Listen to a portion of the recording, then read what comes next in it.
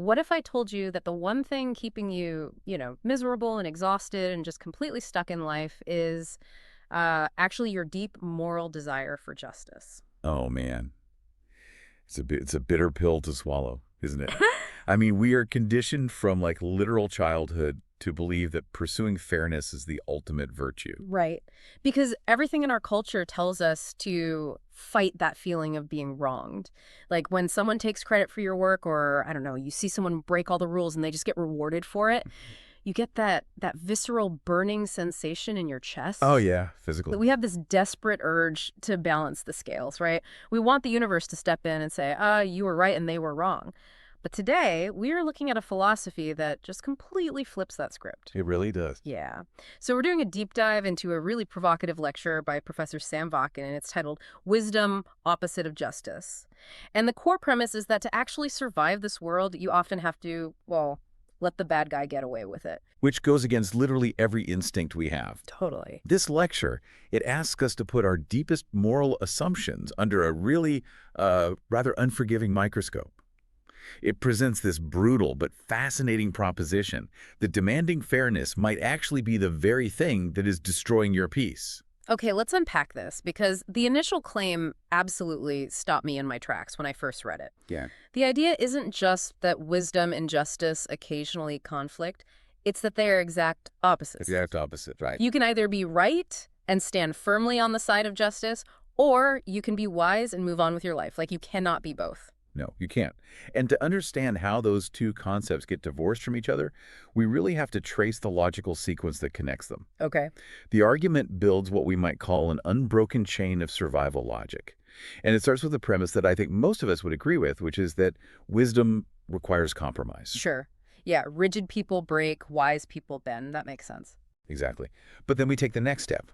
What does compromise actually require? Oh. It requires sacrifice. Hmm. If you are genuinely compromising, Yeah. you're giving up something you want, something you feel entitled to, Right. or something you believe is rightfully yours. Right. And here is the crucial link. Sacrifice, by its very nature, is unfair. It is unjust. Because if it were perfectly fair, it wouldn't be a sacrifice. It would just be an even trade. Like, it wouldn't hurt. Precisely. A sacrifice inherently implies a loss. Yeah. It implies an imbalance. Yeah. So if we trace that logic backward, Okay. if sacrifice is inherently unjust, and compromise requires sacrifice, and wisdom requires compromise, then wisdom inherently involves accepting injustice. Okay, I have to stop you there because my brain is actively rejecting that. I get it, yeah. If everyone just accepted injustice as a rule of wisdom, wouldn't society just completely collapse? I mean, we wouldn't have labor laws. We wouldn't have the civil rights movement. Right. If someone steals my wages and I just wisely accept it, I'm just a passive victim. How does this philosophy not just breed total cowardice? That is the exact friction we should be feeling right now. And it's vital to distinguish between building a functional society and managing your own internal psychological survival. Okay, so it's two different things. Yes. This philosophy isn't arguing against the existence of legal frameworks or, the necessity of societal reform. It's analyzing the internal emotional landscape of the individual. Oh, I see. When you are personally wronged, say a colleague sabotages your promotion and they just get away with it. Ugh, the worst. Right? Your internal demand that the universe must correct this imbalance is what destroys you.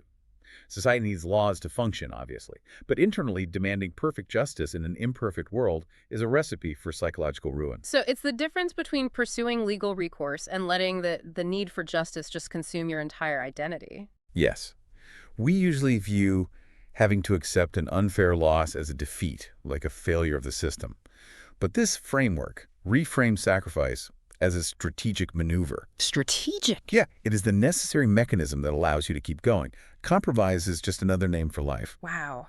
It's like we want reality to match this idealized blueprint that we carry around in our heads. Yes. Like, let me give you a scenario. Okay. I park my car on the street, totally legally. Right. Someone comes barreling down the road texting completely their fault, and they total my parked car. Hit and run. Oh, man. My brain instantly goes to, they need to be caught, they need to pay, this isn't fair. Like, I am demanding justice. Of course. And what you are demanding is something that belongs to a category of what are called abstract dead concepts. Dead concepts. That sounds incredibly bleak. It sounds bleak until you realize how liberating it is. Concepts like justice, fairness, balance, these are symbols. They are principles. Hmm. But they are not lived reality. Justice is an idealized blueprint of how things ought to be in a perfect world. Right, in a perfect world. But the actual world you are standing in, while looking at shattered glass on the pavement from your car, operates completely differently. So the blueprint says the reckless driver should be punished, but the reality is my car is broken, the driver is gone, and I have to figure out how to get to work. Yes. The universe is fundamentally asymmetrical. Mm-hmm. Life is built on imbalances. Mm-hmm. We walk around expecting a level playing field, but the playing field is anything but level. Luck, health, circumstances, tragedy, they are all doled out entirely unequally. Which brings up a dynamic that I think a lot of our listeners will relate to on a very deep level. Oh, definitely. Because there are highly sensitive, intensely justice-minded people out there who have an acute radar for unfairness. Yes. They feel the pain of the world deeply, and they are constantly forced to watch cunning, scheming, callous people succeed. It is an agonizing experience for those sensitive souls. It literally hurts them physically to see ruthlessness rewarded. It really does. It's like a weight on your chest. Right, because they operate with this profound empathy, and yet they frequently find themselves just sitting back, watching these callous behaviors win out, like a mute audience. A mute audience. Wow.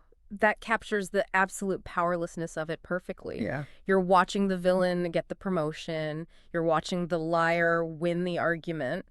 And you're just screaming internally because it's so wrong.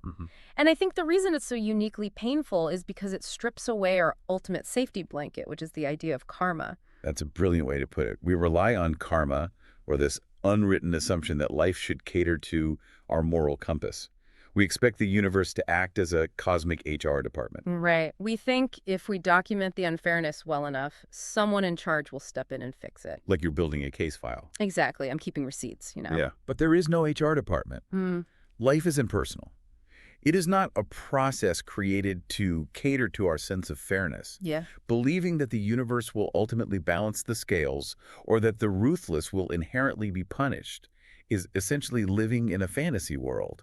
It's expecting reality to behave like Disneyland. Disneyland. So holding on to the belief that my car shouldn't have been hit, or that the hit-and-run driver must be caught for my life to make sense again, is a fantasy. Yes. It's actually the thing keeping me trapped in suffering, not the broken car itself. Exactly. The asymmetry is the reality. The expected justice is the fantasy. But if we know life isn't fair, like if we logically understand that there is no cosmic HR department, why do we keep fighting it? That's the big question. There must be a psychological hook keeping us on this hamster wheel. What is actually happening in our brains when we refuse to let that anger go? Well, this is where we fall into the justice trap. When we ruminate, when we nurture these grievances and demand perfect fairness, we trap ourselves in an imaginary competition. It seems to me that holding on to the anger is a way of tricking ourselves into feeling powerful. Oh, exactly. Because while I'm in the shower plotting my revenge against the coworker who stole my idea, I'm not a victim anymore. Right. I'm the prosecutor. I'm in charge of the courtroom in my head. That is exactly the mechanism at play. It is a faux power. You are spending your real tangible resources, your mental energy, your emotional bandwidth, your time fighting a ghost in a courtroom that only exists in your mind. Wow. The person who wronged you has likely already moved on, but you are draining yourself completely, and it does absolutely nothing to change the external reality. The promotion is still gone. Yeah, they're probably out to lunch having a great time, and I'm just stewing. Exactly. We're exhausting ourselves trying to win a game the universe isn't even playing. Yeah. But it goes deeper than just bad resource management, doesn't it?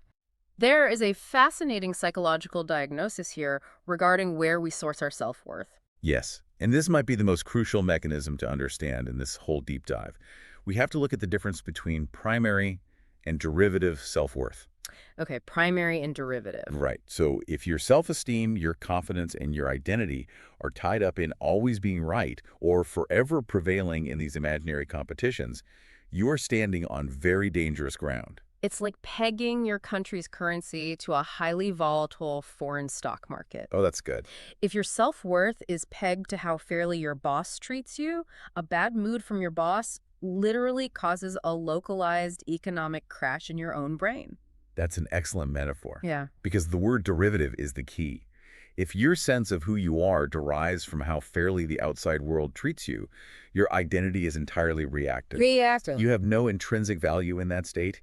Your value is only determined by the latest transaction with the universe. Man, how does someone even develop that kind of derivative self-worth in the first place? It seems so fragile. Well, it typically stems from one of two extremes. On one end, it can come from a narcissistic sense of entitlement, Ah, the ingrained belief that you are so uniquely special that the universe must treat you perfectly, and any slight is an existential threat. that makes sense. What's the other end? On the other end, and this is much more common for those sensitive souls we discussed earlier. The justice-minded folks. Right. For them, it's an attempt to assuage deep existential angst.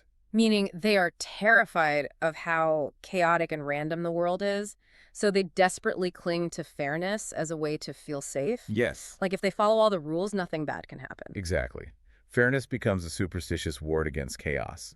But because the world is inherently asymmetrical, like we said, the tectonic plates are always shifting beneath them. Right. If your foundation requires the world to always treat you justly, you're guaranteeing your own collapse. So it's like building a house on a fault line. Yes. So the alternative is primary self-worth. What does that actually look like in practice? How do you unpeg your currency from the external world? Primary self-worth emanates entirely from the inside. It's a foundational knowledge of who you are that exists independently of how the external world treats you. Okay.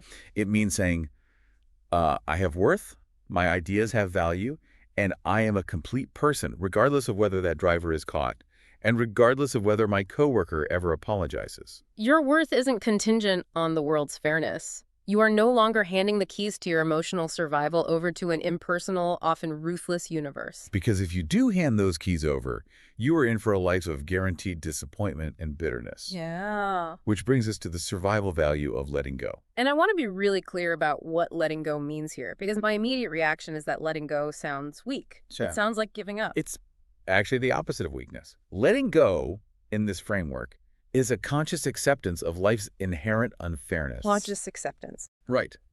It is not pretending that the injustice doesn't hurt. It is not turning a blind eye. It is looking the unfairness right in the eye and accepting it as the terrain you now have to navigate. It's choosing reality over the blueprint. Yes. And this introduces the concept of strategic submission. Strategic submission. That sounds intense. It is. Yeah. Wise people are highly selective about their battles. Sometimes surrender is the most brilliant tactical move you can make.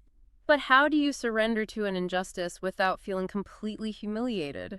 Because the ego screams, if I walk away from this, they win and I'm a coward. If my coworker steals my project and gets the promotion and I just let it go, how do I look at myself in the mirror? You can look at yourself in the mirror because true dignity doesn't come from forcing the world to acknowledge you were right. Yeah. True dignity comes from fiercely guarding your own resources. No.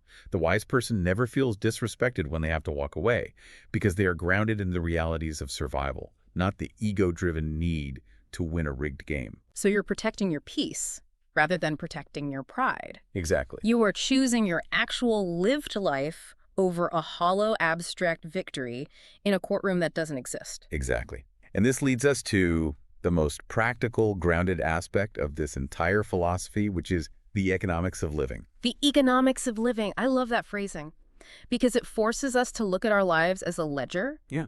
And the philosophy gets very blunt here. It reminds us of a hard, almost offensive truth. Yeah. No one owes us anything. It is blunt by design.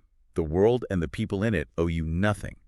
They do not owe you justice. They do not owe you fairness. They do not owe you a level playing field, period. Man, it feels like a bucket of ice water. It does. But strangely, once the shock wears off, it is a relieving bucket of ice water. How so? Because if I truly accept that no one owes me anything, I can finally stop agonizing over collecting debts that are never, ever going to be paid. That relief is the exact mechanism of wisdom.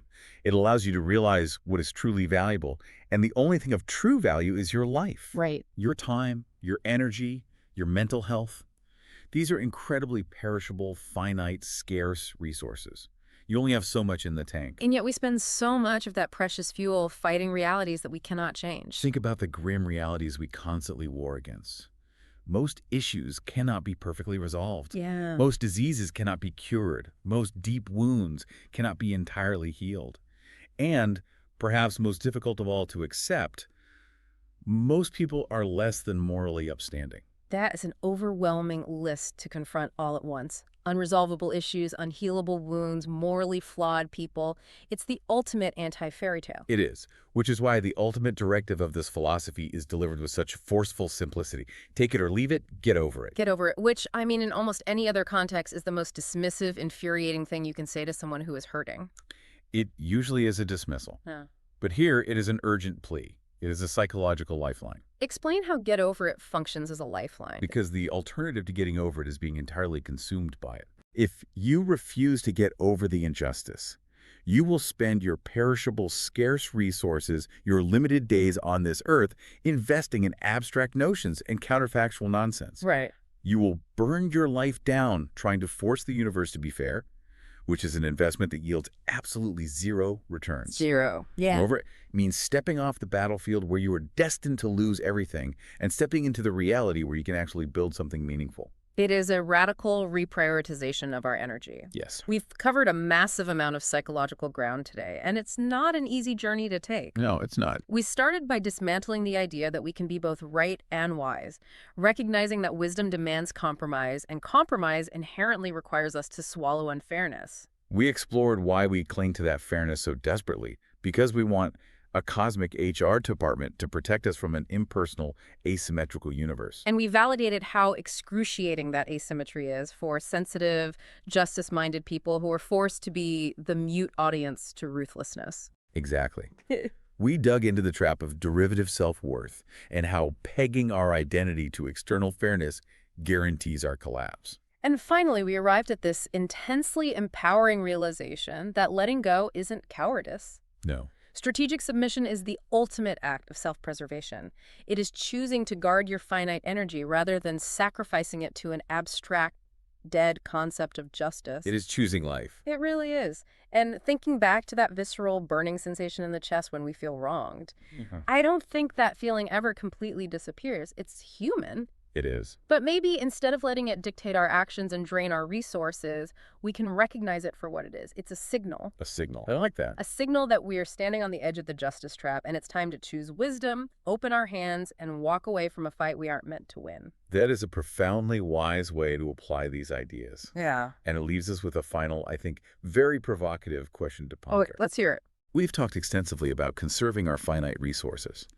If we truly accept that our time, our energy, and our health are highly perishable, and if we actually manage to stop spending them on this exhausting, impossible quest to make the world fair, What happens? what incredible, beautiful things could we build in our own lives with all that reclaimed energy?